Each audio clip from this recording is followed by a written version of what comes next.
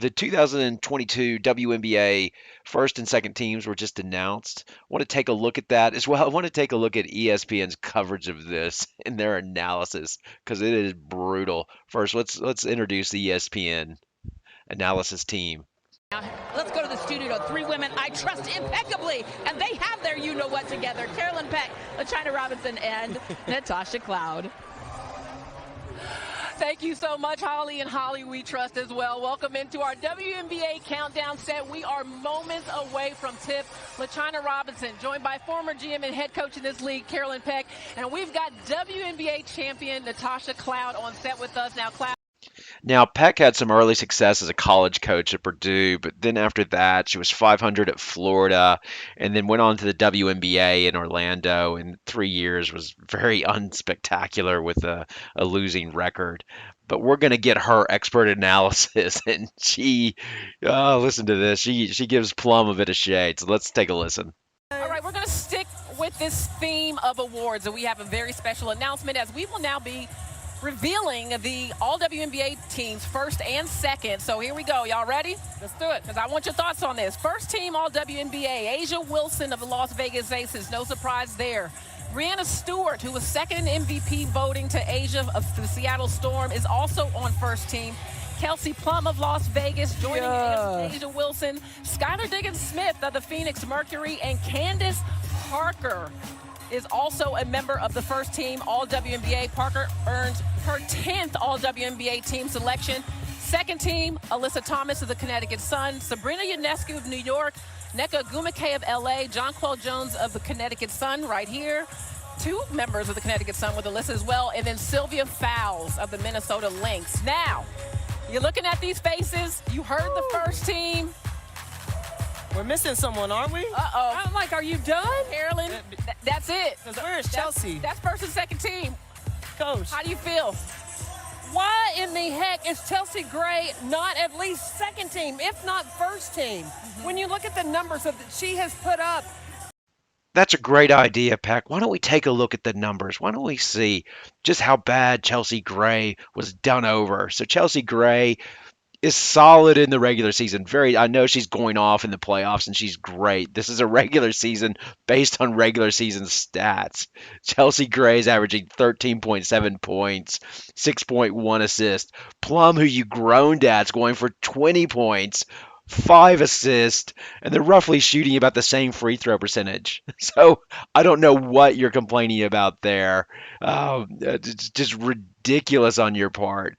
If there's anything to be called into question, and nobody called it out, but it's Candace Parker being on the first team and Nneka Ogwumike being left off first team. So look at their numbers right there. So if you look, Candace Parker in the second the second group of players, Candace Parker's 13 points, roughly 8 rebounds, 4.5 assists.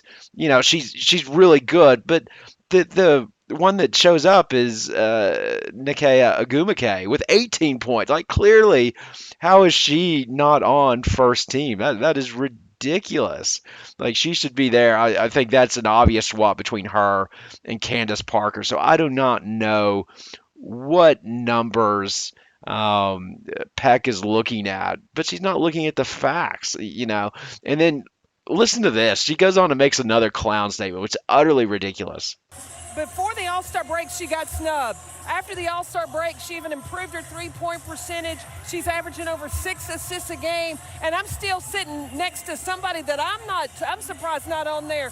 Natasha Cloud, she led the WNBA in assists. How is she not on one of these teams?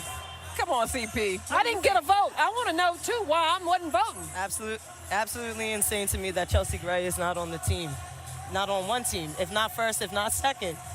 The efficiency that she's played with, she is the head of the snake for the Aces. They go where she goes. How do you not give her that respect? Say it for the people in the back. Say it for the people in the back. Well, the panel has spoken. That's how they feel. But congratulations to everyone that did make first and second team, all WNBA, all the respect.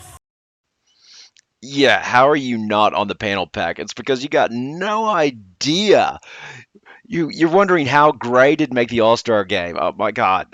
what are you going to do? You're going to take Plum off? You're going to take Jackie Young down at the bottom off, whose stats were better than Gray as well? You had Asia Wilson on the team. I mean, was the All Star team just supposed to be the aces basically versus the NBA? Which, hey, I wouldn't mind that. But anyway, and then your next clown statement, you want Natasha Cloud on the All Star, not on the All Star team, but on first or second WNBA. I mean, look at her stats right there. She's second from the bottom. So we're gonna put her on there, averaging 10 points a game on a Mystics team that they were fine, but she's not first or second team. Just because she's sitting next to you doesn't entitle her to be on the WNBA first or second team. It's ridiculous.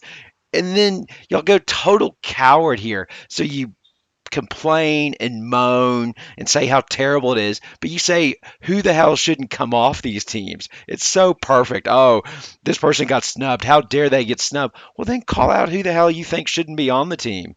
Like again, I'm willing to say I don't think Candace Parker should be first team, and then I'm not so sure Fowl should be on second team. Well, the real issue I have with the second team, it's I mean it's ultimately ridiculous. I mean they've got it loaded with basically four forwards and there's only one guard there, which I think you have to have two guards. But yeah, the analysis was garbage. And then the other thing, if you really want to look at it, let's take a look at the voting.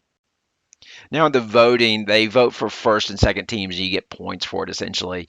And Wilson and Stewart were no-brainers. Kelsey Plum was a no-brainer as well, which is interesting with old Peck groaning at that. Interesting enough, one person left Plum totally off their list. Maybe that was Peck, but Peck's complaining that she's not on the on the voting list. I guess one you could question Diggins Smith potentially, but her numbers were good. But she didn't finish the season, sort of left her team in a bit of a lurch, which always calls into question. The other ones, again, I'm just surprised that Nikaya Agumake, she only got 9 first team votes versus Candace Parker that got the 24. I imagine Candace Parker got it on reputation, which is fine, whatever. But those are the biggest things. Overall, again, everybody's going to complain about this. There's nothing perfect. Anybody will complain, but if you do have complaints, I think you have to be willing to say who you would take off and put on. Where these guys moan and groan about it, but not willing to say, oh, this is the person that should be left off. They complain, say how terrible it is, and then say, hey, congratulations to all the players. That's just weak. That's ESPN's weak commentary. They need to get new analysis on this. Somebody that actually looks at the numbers so they can have an informed opinion. So anyway, that's my take. My overall take is that Nikaya Ogumake should have been on first team and Candace on second team. Other than that, don't have any real significant issues with it. My only issue is ESPN's analysis of first and second team. All right, thanks a lot for watching. Have a good night.